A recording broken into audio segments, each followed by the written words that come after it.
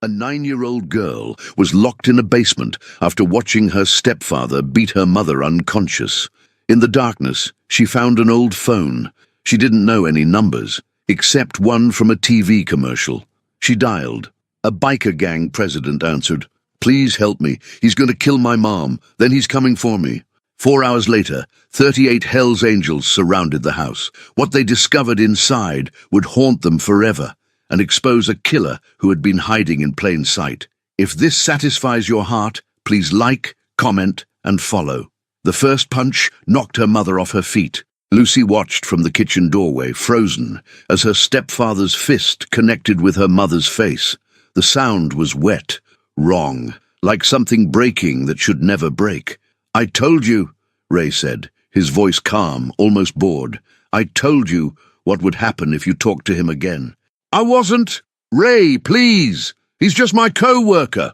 The second punch cut off her words.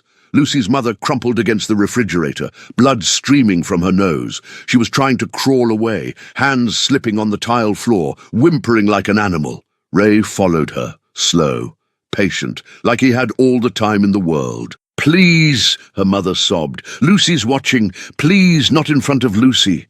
Ray turned. His eyes found Lucy in the doorway. Cold eyes, empty eyes. The eyes of a man who had stopped being human a long time ago. "Go to your room, Lucy." Lucy couldn't move. Her legs wouldn't work. Her voice wouldn't work. Everything was frozen except the tears streaming down her face. "I said go to your room." He took a step toward her. Just one, but it was enough. Lucy ran, not to her room. She was too scared for that, too panicked to think. She just ran, through the kitchen, down the hall, toward the basement door that was always locked, always forbidden. But tonight it was open. She didn't think. She just dove through it, tumbling down the stairs, crashing into the concrete floor at the bottom. Pain exploded in her shoulder, her knee, her forehead where it hit the edge of a shelf. Above her she heard the door slam shut, then the lock clicking into place. Then Ray's voice muffled through the wood. "You want to hide? Fine, hide. When I'm done with your mother, I'll come get you, and then you'll learn what happens to little girls who don't listen." Footsteps walking away, then screaming. Her mother's screaming. Lucy pressed her hands over her ears and sobbed. The basement was dark. Not completely. A thin sliver of moonlight crept through a window near the ceiling, but it was enough to see shapes, boxes, old furniture, the hulking shadow of a broken washing machine, and something else. Lucy wiped her eyes, tried to make herself stop shaking. She had to think, had to do something. Her mother was up there, and Ray was hurting her, and nobody was coming to help. Nobody knew. The neighbors wouldn't hear. They never did. Ray had made sure of that. He played music loud when he disciplined his wife, called it privacy, called it family business. The police wouldn't come. Lucy had tried to tell a teacher once, and the teacher had called Ray, and that night was the first time he'd hit Lucy too. Nobody would save them, unless Lucy could find a way. She crawled through the darkness, searching. For what? She didn't know. A weapon, a way out, something. Her hand touched something cold and plastic. A phone. An old cordless phone, the kind with the stubby antenna and the green buttons that lit up when you pressed them. It was buried behind a box of Christmas decorations, covered in dust, forgotten. Lucy held her breath and pressed the talk button. Dial tone. It still worked. Her heart pounded so hard she thought it might explode. A phone. She had a phone. She could call for help. But who? She didn't know the number for police. Ray had made sure of that. "No 911 in this house," he said. "No calling anyone without permission." She didn't know any numbers at all, except one. 555 Ride, the motorcycle commercial. It played every afternoon during the cartoons she watched while waiting for her mother to come home from work. A man with a deep voice saying, "Call 555 Ride for the ride of your life." It was stupid. It was probably a store or something. But it was the only number Lucy knew. She dialed. The phone rang once, twice, 3 times. Click. "Yeah?" A man's voice, rough, annoyed, like he'd been woken up. Lucy opened her mouth. Nothing came out. "Hello, this better not be another prank. Please, help me." The words came out broken, barely a whisper. Silence on the other end. "Who is this?" "My name is Lucy." I'm 9 years old. I'm locked in a basement. My stepdad is hurting my mum. He said when he's done with her, he's coming for me." Lucy was crying now, the words tumbling out in a rush. "Please, please help me. I don't want to die." More silence. Then the voice changed, lost its annoyance, became something sharper, harder. "Where are you, Lucy? Tell me exactly where you are." Jax Demon Carter had seen a lot in his 43 years. He had seen men die, had killed some of them himself, though not for a long time. He had seen the worst humanity had to offer: drugs, trafficking, violence without purpose or end. But nothing had ever hit him like the sound of that little girl's voice. "I don't know the address," she was saying, her words coming between sobs.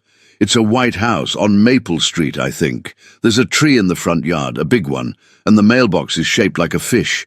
Jax was already moving. Phone pressed to his ear. He crossed the clubhouse to where Ghost sat nursing a beer. "Wake everyone up," he said quietly. "Now." Ghost didn't ask questions. He never did.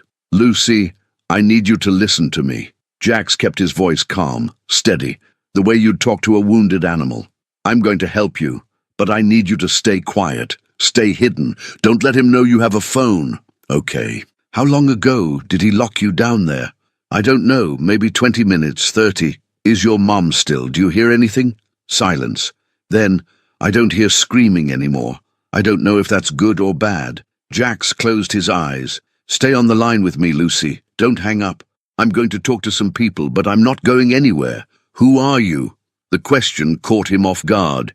He looked around the clubhouse, the Hells Angels insignia on the wall, the brothers already stirring awake at Ghost's urgent commands. "I'm someone who's going to make sure you're safe. That's all you need to know."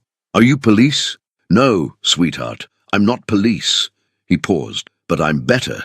The call went out at 11:47 p.m. By midnight, 38 Hells Angels were gathered in the parking lot of the clubhouse, engines warming, faces grim. Jax had found the address. It wasn't hard. Maple Street only had so many houses, and a fish-shaped mailbox narrowed it down fast. A brother named Spider had cross-referenced property records while Jax stayed on the line with Lucy. The house was owned by Raymond Vance, age 44, construction worker, no criminal record. But Jax had done more digging. Raymond Vance had been married twice before. Both wives had died. The first fell downstairs. The second overdosed on sleeping pills. No charges, no investigation, just tragic accidents. "This guy's a killer," Jax told his brothers. "He's done this before, and if we don't get there fast, he's going to do it again." "What about the cops?" someone asked. "Called them. Anonymous tip. They said they'd send someone to check it out." Jax's voice dripped contempt. "Could be 10 minutes. Could be an hour. Could be never if the dispatcher doesn't take it seriously. So we don't wait. We don't wait." He looked at his brothers, these men who had followed him through hell and back. These men the world called criminals, outlaws, monsters. "There's a 9-year-old girl in that basement," Jax said. "She called a random number because she had nobody else. That number happened to be ours. Maybe that's luck. Maybe that's fate. I don't care what it is. What I care about is that little girl is counting on us." He mounted his bike. "Let's ride." Lucy heard the engines first, a rumble in the distance, growing louder, like thunder rolling across the ground. She pressed the phone tighter to her ear. "What's that noise?" "That's us, sweetheart. We're almost there." "How many of you are there?" "Enough." Lucy wanted to cry, wanted to laugh, wanted to do anything except sit in this dark basement waiting to die. Upstairs, footsteps, heavy, coming toward the basement door. "He's coming," she whispered. "He's coming downstairs. Hide, right now, behind something. Don't make a sound." Lucy scrambled into the darkness, wedging herself between the broken washing machine and the wall. She pulled a dusty tarp over her body and pressed her hand over her mouth. The lock clicked. The door opened. Light spilled down the stairs. A shadow followed it. "Lucy." Ray's voice was calm again.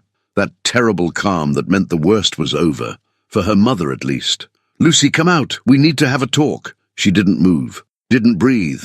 "I know you're down here. There's nowhere else you could be."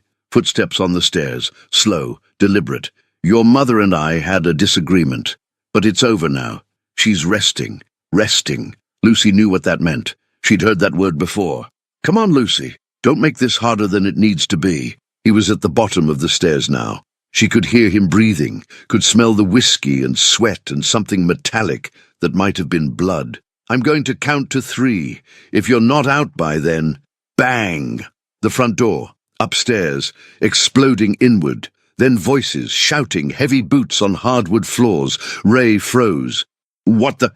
He ran back up the stairs. Lucy heard him shouting, heard crashes and thuds and more shouting, then a sound she would never forget. A man's scream, Ray's scream, cut short, then silence, then a different voice, deep, rough, the voice from the phone. Lucy! Lucy! Where are you?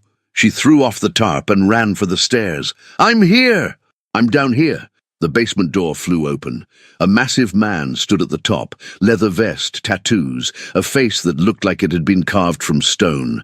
But his eyes were soft, worried, human. Jax, she whispered. Yeah, sweetheart, it's me. He came down the stairs, moving carefully, hands raised so she could see them. It's okay. You're safe now. It's over. Lucy launched herself at him, this stranger, this biker, this man she'd known for less than an hour. She grabbed onto him and held on like he was the only solid thing in a dissolving world. Jax caught her, held her, let her cry. I've got you, he said. I've got you. Nobody's ever going to hurt you again. Upstairs, the scene was chaos. Ray was on the ground, zip-tied, face bloody. 3 brothers stood over him, making sure he didn't move. But that's not what made Jax's blood run cold.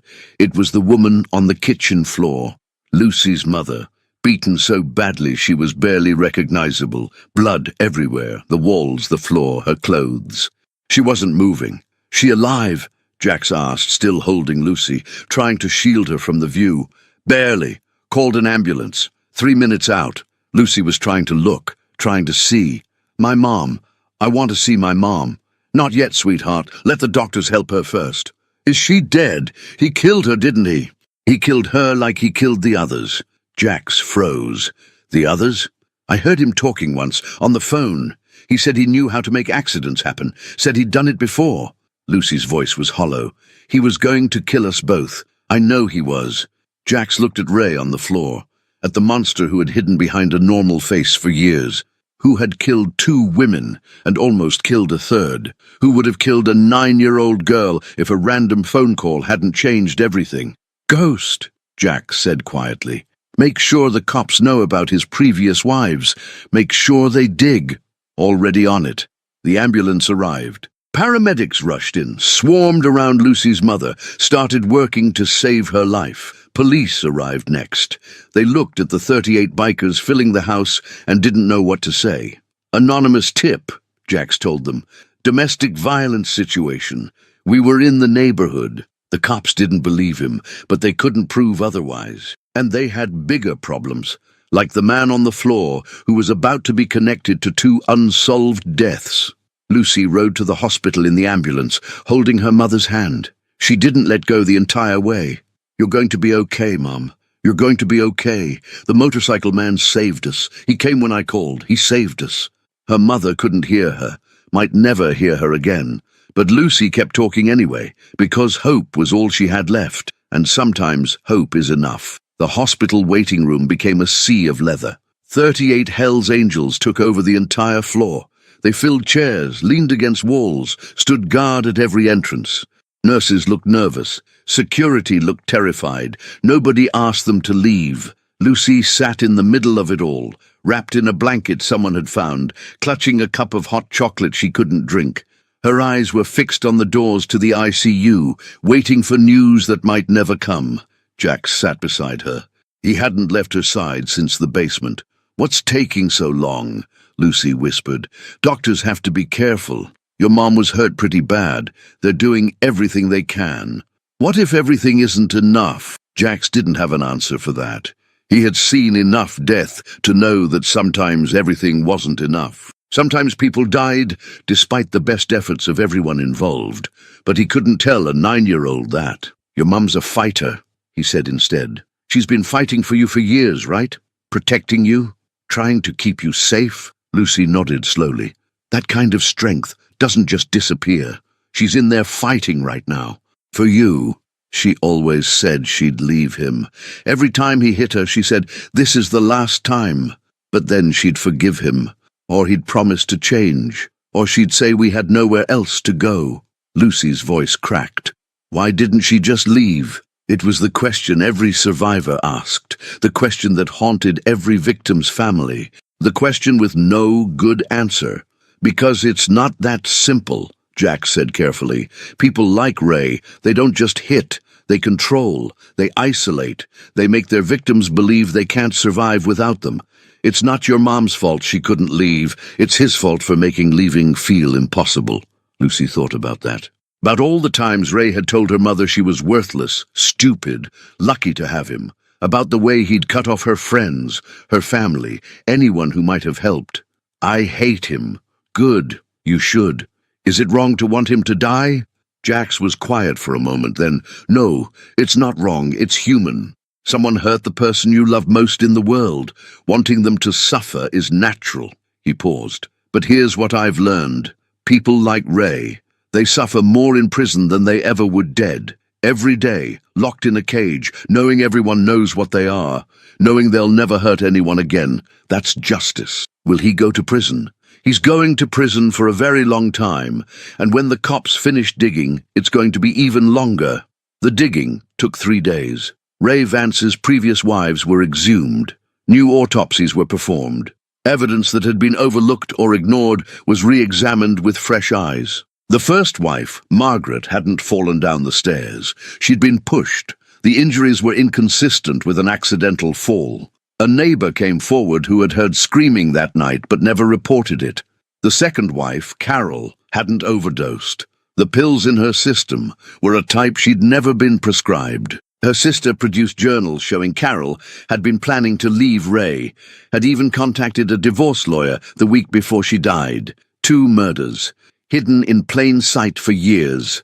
The news exploded. Construction worker linked to 3 attacks, 2 deaths. Serial domestic abuser caught after girl's desperate 911 call. They got the story wrong, of course, they always did. The report said Lucy had called 911, said police had rescued her, said the system had worked. Nobody mentioned the 38 bikers who had actually broken down the door. Jax didn't care about credit. He cared about results. And the result was this. Ray Vance was charged with 2 counts of first-degree murder, 1 count of attempted murder, assault on a minor, and unlawful imprisonment. He was denied bail. His lawyer tried to argue he was a respected member of the community. The judge wasn't impressed. Neither was the district attorney, who added more charges as the investigation continued. Ray had been stealing from his wives, forging documents, committing fraud. The construction company he worked for came forward with evidence he'd been embezzling for years. The man who had seemed so normal, so ordinary, so invisible, was revealed as a monster wearing human skin, and Lucy had exposed him with a single phone call to a number she'd memorized from a TV commercial. Sarah Chen, Lucy's mother, woke up on the 4th day. The doctors had kept her in a medically induced coma while they treated her injuries. Fractured skull, broken ribs, internal bleeding, damage so severe they weren't sure she'd survive, let alone wake up. But she did. Lucy was there when her mother's eyes opened. Had been there every hour she was allowed, sitting beside the bed, holding her mother's hand, talking to her even when the doctor said she probably couldn't hear. "Mom? Mom, can you hear me?" Sarah's eyes were unfocused at first, confused. Then they found Lucy's face. "Baby." Her voice was barely a whisper, ruined by the tube that had been down her throat. "Lucy, I'm here, Mom. I'm right here." Sarah started to cry, weak, silent tears sliding down her bruised face. I'm so sorry, baby. I couldn't protect you. I tried, and I couldn't. You did protect me." Lucy squeezed her hand. "You always protected me, and now you're safe. We're both safe. He's never going to hurt us again." "How? How did we get away?"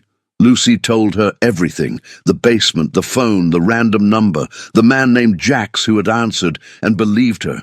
The 38 motorcycles that had arrived at dawn. Sarah listened with growing disbelief. Bikers. Hell's Angels. They saved us, Mom, when nobody else would help. They came. I don't understand. Why would they? Because I called. Because I asked. Lucy smiled through her tears. Jax says sometimes that's all it takes. Someone asks for help and you show up. Sarah was quiet for a long time, processing, trying to reconcile the world she thought she knew with the world that had apparently saved her life. I want to meet them, she finally said. I want to thank them. Jax is in the waiting room. He's been here every day. He stayed. He said he promised he wouldn't leave until he knew you were okay. Sarah closed her eyes. More tears. Bring him in, please. I need to see the man who saved my daughter. The meeting was awkward. Jax stood at the foot of Sarah's bed, hands in his pockets, looking more uncomfortable than Lucy had ever seen him. This massive, tattooed biker, who had faced down monsters without flinching, seemed terrified of a woman in a hospital bed. I don't know what to say, Sarah whispered. Thank you doesn't seem like enough. You don't have to say anything, ma'am. My daughter called a random number and you came. You didn't know us. You had no reason to help. But you came anyway. Sarah's voice broke. Why? Jax was quiet for a moment. Then he sat down in the chair beside her bed, the chair Lucy had occupied for 4 days. I had a sister once, he said, younger than me. Her name was Emily. She was 16 when her boyfriend started hitting her. She called me once, crying, asking for help. I told her to handle it herself, told her she was being dramatic. He swallowed. 3 weeks later, he killed her. The room was silent. I've spent 27 years living with that phone call. 27 years of knowing I could have saved her and didn't. He looked at Sarah. When your daughter called, when I heard her voice, that same fear, that same desperation, I couldn't walk away. Not again. Not ever again. Sarah reached out and took his hand. You saved her. You saved both of us. Maybe, or maybe Lucy saved herself. She's the one who found the phone. She's the one who made the call. She's the one who stayed hidden until we got there. Jax looked at Lucy. That kid has more courage than most grown men I know. She does. Sarah squeezed his hand. But courage doesn't mean much if nobody answers when you call. You answered. That makes you a hero. Jax shifted uncomfortably. I'm not a hero, ma'am. I'm just a guy who rides motorcycles and occasionally does the right thing. That's exactly what a hero is, Lucy said. Someone who does the right thing when it matters. Jax didn't have an answer for that, so he just sat there, holding Sarah's hand, while Lucy smiled at them both. Maybe he wasn't a hero. Maybe he was just a guy who'd made too many mistakes and was trying to make up for them. But in that hospital room, with a woman who should have died looking at him like he'd hung the moon, it felt like maybe, just maybe, he'd finally done something right. Recovery took months. Sarah's physical wounds healed slowly, the broken bones knit. The bruises faded. The internal damage repaired itself. Day by day, week by week, the emotional wounds took longer. She had nightmares. They both did. Lucy would wake up screaming, convinced she was back in the basement, convinced Ray was coming down the stairs. Sarah would wake up swinging, fighting an attacker who wasn't there. But they got through it together. The Hells Angels helped more than anyone expected. They found Sarah and Lucy a new apartment, safe, secure, in a building owned by a friend of the club. They paid the first 6 months' rent anonymously. They set up a security system that would have made the FBI jealous. They showed up for birthdays, for holidays, for random Tuesday nights when Sarah was working late and Lucy needed someone to help with homework. Jax came by every week, sometimes more. At first it was just checking in, making sure they were okay, making sure Ray's associates, if he had any, weren't causing trouble. Then it became something else. You don't have to keep coming, Sarah told him one evening, 3 months after the rescue. Lucy was asleep in her room. They were sitting on the couch, drinking coffee that had long gone cold. We're safe now. You've done enough. I know I don't have to. Jax stared at his cup. I want to. Why? Honestly, I don't know. I've spent my whole life avoiding this attachments, responsibilities, people who might need me. He set the cup down. But then Lucy called, and everything changed. She has that effect on people. She has that effect on me. He finally looked at her. So do you. Sarah didn't know what to say. She had spent 5 years with a monster who had convinced her she was worthless. The idea that someone, anyone might actually want to be with her seemed impossible. "I'm not asking for anything," Jack said quickly. "I know you've been through hell. I know the last thing you need is some biker complicating your life. I just wanted you to know that I'm here, for as long as you want me to be." Sarah was quiet for a long time. Then she reached over and took his hand. "Stay," she said. "Not forever. Not yet. But stay." Jack stayed. The trial was 6 months later. Ray Vance faced a jury of 12 people who had read about his crimes, seen his victims, heard the 911 call that had never actually gone to 911. Lucy testified. 9 years old, sitting in a witness box, facing the man who had tried to kill her mother. She told her story simply, clearly, without tears. "I called a random number because I didn't know who else to call. A man named Jax answered. He believed me. He came." "What happened when he arrived?" the prosecutor asked. "He saved us, him and his friends. They broke down the door just when Ray was about to find me." "Were you scared?" "Yes, but Jack said I was brave. He said sometimes being brave means being scared and doing the right thing anyway." Lucy looked at Ray for the first time. "I was brave. My mum was brave. We survived." The jury deliberated for 4 hours. Guilty on all counts. 2 life sentences for murder, 20 years for attempted murder, additional time for assault, imprisonment, fraud. Ray Vance would die in prison. He would never hurt anyone again. When the verdict was read, Lucy didn't cry, didn't celebrate. She just nodded, like she had expected nothing less. Then she walked out of the courtroom, took Jax's hand, and smiled. "Can we get ice cream?" "Yeah, kid, we can get ice cream." Epilogue. 5 years later, Lucy Chen was 14 years old. She stood in front of her class, giving a presentation on Someone Who Changed My Life. Behind her, a photo showed a group of bikers surrounding a little girl. The little girl was grinning. The bikers looked terrifying. It was her favorite picture. "When I was 9, Lucy said, I memorized a phone number from a TV commercial. I didn't know it belonged to a motorcycle club. I just knew it was the only number I could remember when I needed help." She clicked to the next slide, Jax's face looking uncomfortable in a family photo. "The man who answered that call became my stepdad 2 years ago.